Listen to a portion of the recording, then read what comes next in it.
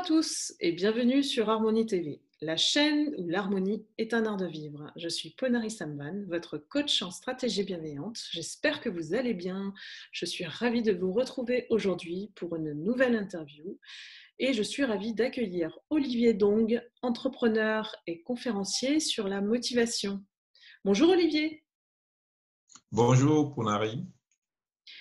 Olivier réside au Canada et plus exactement à Montréal. Il a créé le Réveil de l'Afrique qui casse les codes de la société. Et il met en place un écosystème de business qui puisse permettre au peuple africain de se mettre en condition de réussite et dont le cri de guerre est ensemble, nous pouvons. Olivier les accompagne pour révéler leur potentiel et fédère les mentalités pour construire une communauté plus égalitaire, en leur donnant aussi la possibilité de créer un monde meilleur. Olivier, tu dis que le changement vient de nous-mêmes, et là, moi, je te rejoins à 100%. Peux-tu nous dire comment développe-t-on les potentiels pour faire changer les mentalités dans ta communauté? Merci beaucoup pour la question. Déjà, pour développer le potentiel, il faudrait d'abord qu'on sache qui on est, parce que le peuple africain a été longtemps privé de cela. Beaucoup ne savent pas d'où est-ce qu'ils viennent et comment est-ce qu'ils sont. Beaucoup ne savent pas véritablement quelle est leur vraie histoire. Et c'est sur cette base que le Réveil de l'Afrique s'est appuyé sur la vraie histoire d'Afrique pour transmettre aux Africains ce qu'ils sont réellement.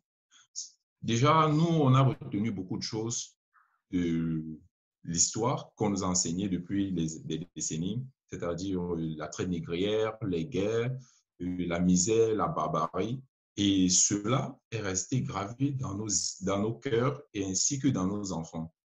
Ça a commencé de nos grands-parents et ça descend ainsi de suite comme ça sur toute la lignée. Alors, le Réveil de l'Afrique est là déjà pour dénoncer cette histoire-là, pour dénoncer cette mauvaise partie de l'histoire qu'on a racontée. C'est vrai, on a subi la traite négrière, mais l'Afrique n'a pas toujours été pauvre. L'Afrique a toujours été un continent très puissant et la vraie histoire le démontre parce qu'il y a beaucoup d'auteurs qui ont parlé de cela et on continue toujours d'en parler. Comme je le disais, le Réveil de l'Afrique est déjà là pour transmettre cette vraie histoire, pour que les Africains puissent savoir qui ils sont réellement. Quand on connaît qui on sait ce qu'on vaut et on se prépare pour le futur. J'aime bien cette vision d'anticipation, d'aller justement aller au-delà de nos racines, hein, des racines transgénérationnelles et de l'histoire, parce que l'histoire, c'est notre passé, c'est ce qui explique pourquoi nous sommes qui nous sommes aujourd'hui. Et, euh, et toute cette potentialité de pouvoir convaincre les gens, voilà, c'est vraiment ta motivation d'aller convaincre les gens d'aller au-delà de ce passé euh, historique qu'on a hérité, hein, tous et toutes, hein, dans la vie, hein, et puis de pouvoir se connaître réellement pour offrir la possibilité de devenir soi-même authentique en fait. Et qu'est-ce qui, selon toi, dans ton approche, rend difficile la notion d'accomplissement de soi en Afrique? Oui, selon mon approche, ce qui rend véritablement difficile la notion d'accomplissement de soi, et je noterai là 3 points. Le premier point, c'est le complexe d'infériorité. Parce que, comme je le disais, cette histoire a fait en sorte que l'Africain sait qu'il est, en fait, dans sa tête, il sait qu'il est inférieur. Même pour des personnes qui s'éveillent et qui sont un peu comme nous, qui ont compris le jeu et essayent de se mettre dans une grande posture, se trouvent face à des personnes qui se croient toujours supérieures à nous. Je ne sais pas si vous voyez un peu. Les autres races, par exemple, ils savent, quand ils voient un Africain, ils savent déjà d'office que celui-ci, il est inférieur à lui. Peu importe son niveau d'éducation, peu importe son potentiel, peu importe ce dont il est capable, il sait déjà en face qu'il est inférieur à lui.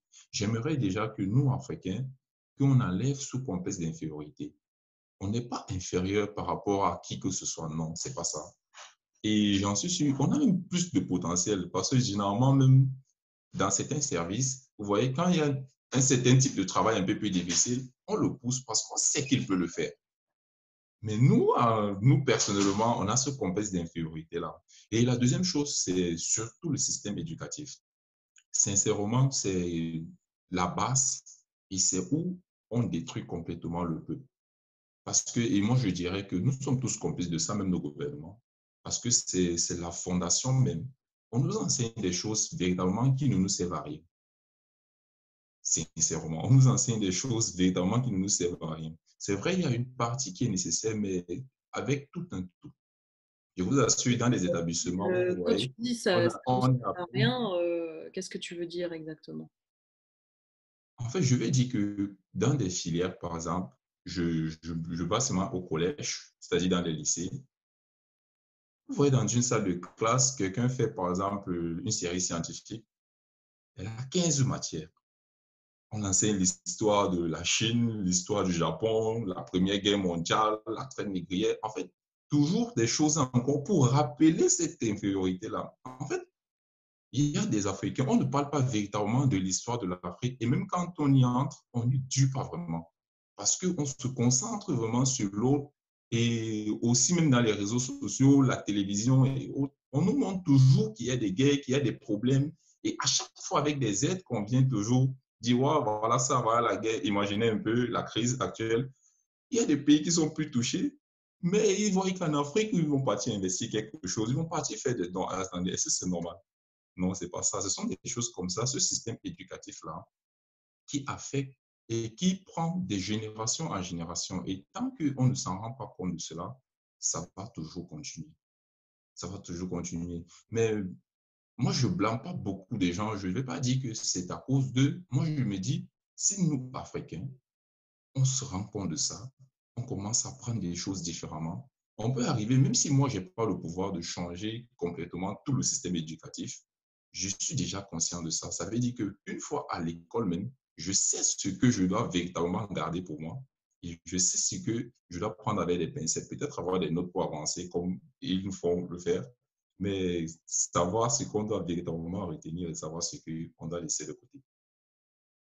Et comme je disais, la dernière chose, c'est commencer à créer des choses, créer des business. Créer, en fait, commencer à se bâtir une fortune. Parce que moi, je me dis, tout part de là. C'est vrai, beaucoup disent qu'on fait tout pour nous maintenir pauvres, mais nous-mêmes, on ne fait rien pour sortir de là. Parce que si l'Afrique explose en termes d'économie, je vous assure, toutes les choses que j'ai citées au départ, telles que le complexe d'infériorité et le système éducatif, ça va complètement changer. Parce qu'on connaît que c'est l'économie qui domine le monde, c'est l'économie qui détient la puissance mondiale. Alors, c'est ce que j'invite les Africains le plus à faire, c'est de créer beaucoup de business. C'est pourquoi le Réveil de l'Afrique en parle continuellement et donne des petits business, des stratégies pour partir même de zéro, pour partir avec un moindre capital et commencer à évoluer. Voilà, parce que je suis sûr que si on part de là, on commence à évoluer. Et j'aimerais dire quelque chose déjà à tous les Africains, de par le monde, peu importe où tu es, peu importe ce que tu fais, je sais que tu aimes l'Afrique.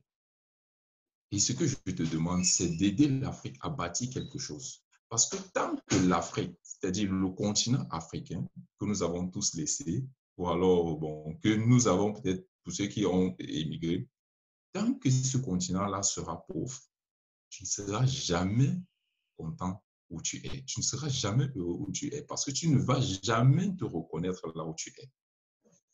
Tu dois être africain. Et tant que cette Afrique-là n'évolue pas, tant que cette Afrique-là ne produit pas quelque chose à la face du monde, tu ne te sentiras jamais chez toi et tu seras toujours rejeté. C'est pourquoi on va toujours parler de racisme un peu de partout. C'est parce que ce continent-là est encore pauvre. Merci beaucoup, Olivier. C'est un message touchant que tu nous délivres là.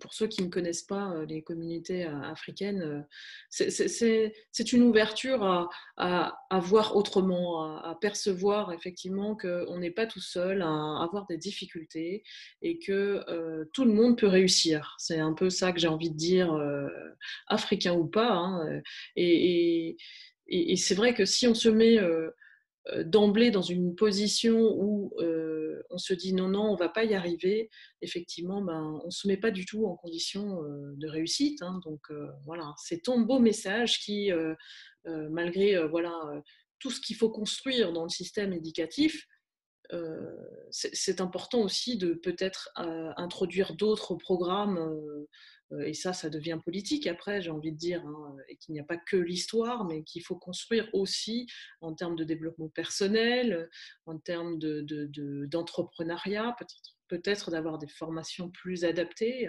Je ne sais pas ce que tu en penses. Et je pense que c'est un très beau message qui montre ta cause pour effectivement faire fédérer cette communauté et pouvoir leur donner cette envie, voilà, hein, tu es bien conférencier de motivation, hein, cette envie de pouvoir construire un monde meilleur. Oui, exactement. Et c'est quelque chose, c'est un combat qui ne fait que commencer parce que c'est pas évident. C'est une charge très lourde, mais pas impossible. C'est quelque chose que je l'ai toujours dit et je continuerai toujours de le dire. C'est une charge vraiment lourde, mais pas impossible parce que ça commence petit à petit. Et comme vous l'avez dit, Pounari, c'est tout un projet. Et là, nous ne sommes qu'au début parce qu'il y a tout ça qui entre en jeu. Le projet est vraiment grand. Le projet du Réveil de l'Afrique est vraiment grand et s'étale sur beaucoup de choses et sur beaucoup de pays africains. Et moi, j'ai envie de te dire, le changement, c'est tout le temps. Avec la conjoncture actuelle, le changement, c'est tout le temps. Donc, peu importe, voilà, bâtissons quelque chose qui puisse laisser une trace. Voilà, laisser une trace et puis inspirer les autres. Voilà, c'est tout ce que je te souhaite, Olivier. Et justement, pour finir l'interview, moi, j'ai pour habitude de poser une question à mes invités. Donc, si je te dis l'harmonie est un art de vivre, qu'est-ce que cela t'inspire? L'harmonie est un art de vivre. Ouais. D'entrée de jeu, moi je dirais que moi je suis d'accord à 100% parce que il y a un livre que je lis, c'est vrai, j'ai oublié l'auteur, je suis en train d'écouter, c'est Soigne l'esprit et le corps suivra. Très beau. Tu vois, soigne l'esprit et le corps suivra. Ça veut dire que tout est en fait mental et tout est en nous. C'est pourquoi, quand j'ai compris ça, même la maladie, je suis plus malade. Il y a beaucoup de choses qui ne m'arrivent plus parce que je sais qu'il suffit d'abord que ça commence là dans l'esprit et que ça descend, ça descend. Je ne sais pas si c'est ça là. C'est ta vision que tu partages et que j'accueille avec bienveillance. Et ça rejoint un petit peu ce que tu dis, hein, le changement, il est en nous-mêmes et pas de l'extérieur. Donc, merci à toi, Olivier. Si vous voulez en savoir plus sur Olivier, vous pouvez aller sur son site www.lereveildelafrique.com. Vous pouvez également télécharger le livret pour savoir les 7 raisons pour croire en l'Afrique. Les liens pour suivre Olivier sur les réseaux sociaux sont indiqués sous la vidéo YouTube. Je remercie tous mes abonnés de nous avoir suivis. Prenez soin de vous et je vous retrouve bientôt pour une nouvelle vidéo sur Harmonie TV. Au revoir Olivier. Au revoir, merci Pounari.